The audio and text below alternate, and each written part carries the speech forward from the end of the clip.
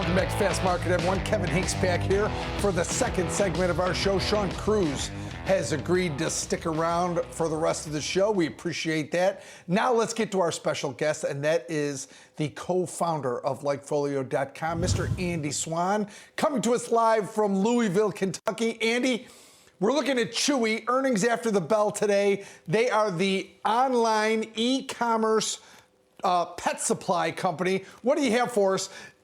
Your data looks fascinating, Andy, in terms of how it looks like the consumer is moving from e-commerce back to brick and mortar.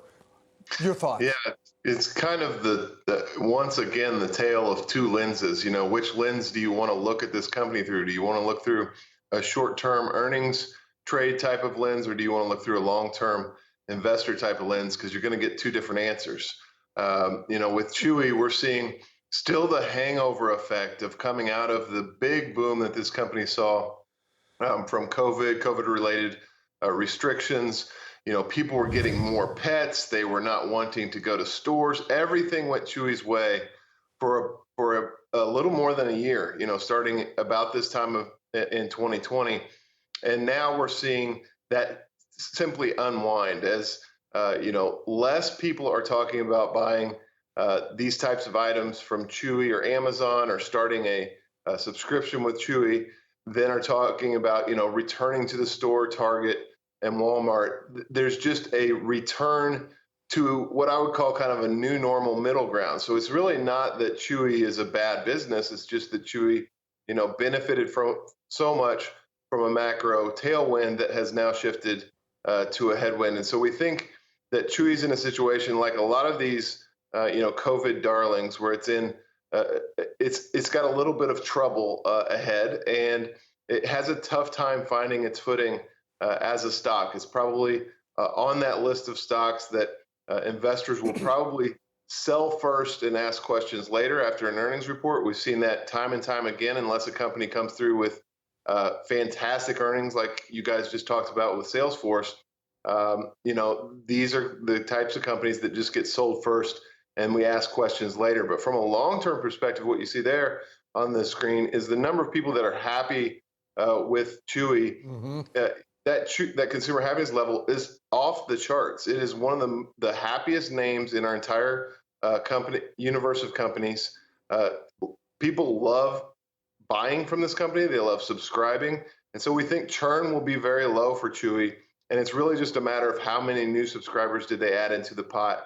Probably not going to live up to Wall Street expectations. So this is one where we're really cautious going into an earnings report, but long term, especially down here at these levels, really starting to like the company long term as an investment. And Andy, I mean, does it matter, you know, if you're thinking about where their customer base is? For example, I live in Chicago, and I use CHWY because it makes me happy not to have to carry a 50-pound bag of dog food across the city, or pay $20 in round-trip Uber fees to do that same thing. So do you think, are they more focused in bigger urban areas where most people, one, if they own a vehicle, they don't typically drive it to the store and get their groceries, they're still getting delivered? Do you see any of that showing up in any of the data, or do you have a sense about how that is playing out for CHWY and where the customers are at? Yeah, I think your use case is very typical, you know, of the CHWY customer. They are a lot of times in an urban environment where it's even more inconvenient to carry a 40-pound bag around. Although I'll say, you know, living in the suburbs of Louisville, a different situation than Chicago, I also don't want to carry a 40-pound bag of dog food around. So we subscribed to CHWY early on in the pandemic. We got ourselves on auto ship, and it was really convenient. And I think a lot of people in that situation stuck with it because of how friendly, customer service focused the company is. They make their customers really happy. So the more people they can get on board and in the funnel, the longer term the outlook starts to improve, the profitability starts to improve out into the future. But near term, it's still trouble for CHWY. Yeah, Andy, you know, your first graph that you gave us showing the purchase intent moving back towards brick and mortars, that doesn't surprise me very much. But the happiness around CHWY, the dominant happiness around CHWY has to tell me, doesn't that translate into long-term stickiness? I mean, people that like their experience tend to stay with that experience, right? This has got to be long-term pretty positive for this company, correct? Yeah, it really is. We've seen historically that consumer happiness, especially when you start getting these type of levels, over 80% is pretty unheard of in retail.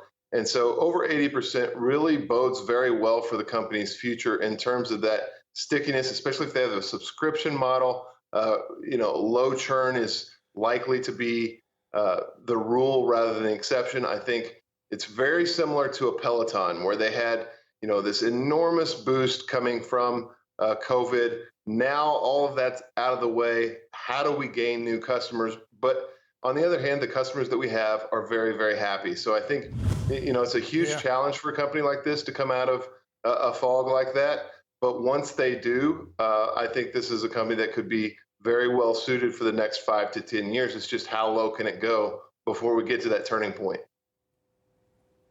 Yeah, they do struggle the last few quarters with missing earnings reports, and that probably has hurt the stock. And the fact that they're not yet profitable is probably also hurting that name. Andy Shawn, though, your data paints a different picture than this stock chart shows. It does show some migration back to brick and mortar, but it also shows the incredible popularity of this brand. Andy, thanks for coming on as always. We always appreciate the data that LikeFolio brings to this show. Have a great day, Andy. Thank you. All right, Shawn.